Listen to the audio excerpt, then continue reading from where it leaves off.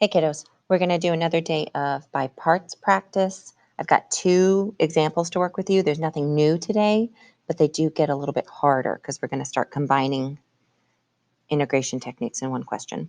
So 2 questions today. First one's going to be the integral of inverse sine of x.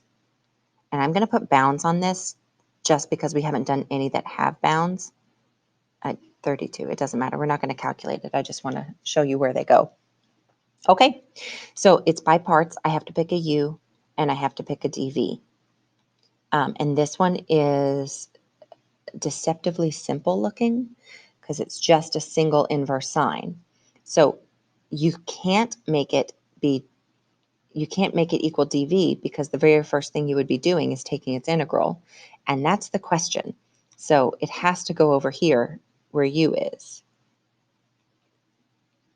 which makes du 1 over root 1 minus x squared, and then dx. And then dv is just dx. And that integral is x. So then I've got uv minus the integral of v du. So this one's going to be x inverse sine minus the integral of v times du. I'm going to put this on top and write it that way. And that is the new integral that I need to focus on. So this is done. It can be as ugly as it wants to be. You just have to write it down. You don't have to do anything with it. So this is the new integral I'm focusing on. So forget that you're inside a by parts problem. This is a brand new integral that you've created. You have to be able to take it. So if I check out that integral and I run through my options again from the top, I don't want to graph it and find area. It's not the back of a flashcard. Is there something in there whose derivative is also in there? Yep, sure is. This is a u sub. I have a u sub inside of a by parts. So it's u sub with u equaling 1 minus x squared. And let me just say real fast that you're going to have people in your life who are going to be very unhappy that you're using u twice. So if you want to put a subscript on it, you can, or you can use a different letter altogether. But we already used u, and using it again it's actually a big no-no, but I don't care. Du is negative 2x dx. So when I go to rewrite, I'm going to rewrite the front of this thing because I don't want to lose it. And I don't want to lose this minus sign. So all of that is already there.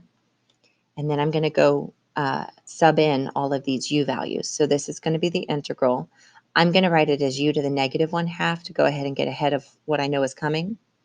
It's got to have a du on it, and du includes the x and the dx, but it also includes this negative 2 that I don't want. So I'm going to divide a negative 2 on the front. So let me make it now just a plus and a 1/2 on the front end. Now that's an integral I can take very quickly. Don't lose your x inverse sine. I'm going to add 1, divide by the new. When I add 1, negative 1/2 plus 1 is positive 1/2. So I get a square root of, and then divided by 1/2 is times 2. It actually cancels the 1/2. So this is plus the square root of u. I'm going to go straight back here. So I've got to put my x's back in. That was a lot of steps in one. This was the square root of u, and then I'm plugging my x's back in. All right, remember, from the very beginning, I had this thing evaluated from negative 6 to 32. It's going to be terrible. It doesn't matter. It can be as terrible as it wants to be. All I need to say to you is you have to plug both of these into every x. It's not just for this integral, the second part of the integral. That's all I needed to say. I'm not actually going to do it. But you plug in everywhere. So 32 would go into x, inverse sine, and that square root. Minus negative 6 would go into x, inverse sine, and square root. Okay, the end for that one. So we did a u sub inside of a by parts. Let's do this one.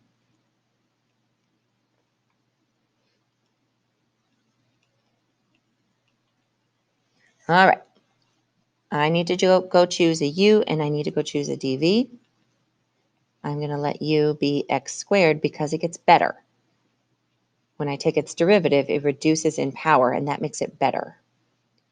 Sine 2x is going to be dv. Careful with your chain rule here. This is technically to take this integral to get from dv to v, I have to do a u sub, but it's such a quick one. I'm going to do it in my head. So what do you differentiate that gives you sine, negative cosine, and then it would be times 2 for my chain rule, so it's going to be times 1/2 to undo that chain rule. That's a u sub, but I'm doing it in my head. All right, uv, so let me write it this way. uv minus the integral of v du. So if I look, I've got a negative 1/2 and times a 2. Those are going to cancel, the 1/2 and the 2, but it's going to make my integral plus. And inside my integral is just an x cosine 2x. Okay, brand new integral to focus on. My brand new integral is another by parts. And I know that for a couple reasons. One reason is because I run through my flow chart and nothing else applies to it.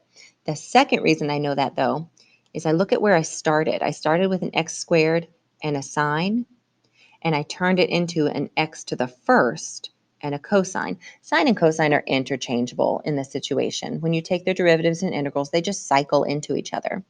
But you made it better. You turned an x squared into an x. That's improvement. So do it again. So when I do it again, u is now x, dv is cosine 2x dx.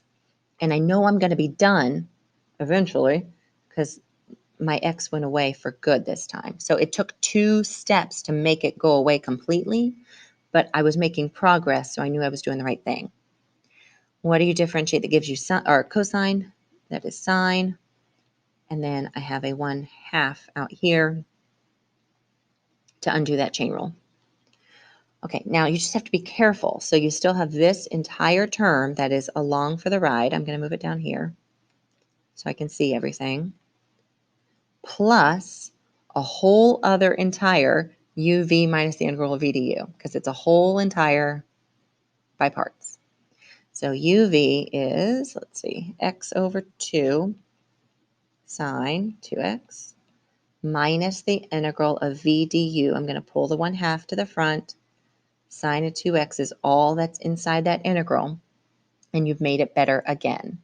So yes, it's cycling from sine to cosine back to sine, but you're reducing the other factor in power until it's gone. So we are done after we take this integral, and it's one we can do in our heads because we've done it in our heads twice now in the same question. I'm just rewriting the front of this very carefully. I don't want to drop a negative. What do you differentiate that gives you a negative sign? Well, let me do it the other way. What do you differentiate, or what do you integrate that gives you sine? Negative cosine, but there's already a negative, so it's plus. So it's going to be cosine 2x. I'm going to have to divide by 2 to undo the chain rule, but there's already a divide by 2, so I'm going to divide by 4 plus c. And that is an example of a by parts inside of a by parts. Let me know if you need anything.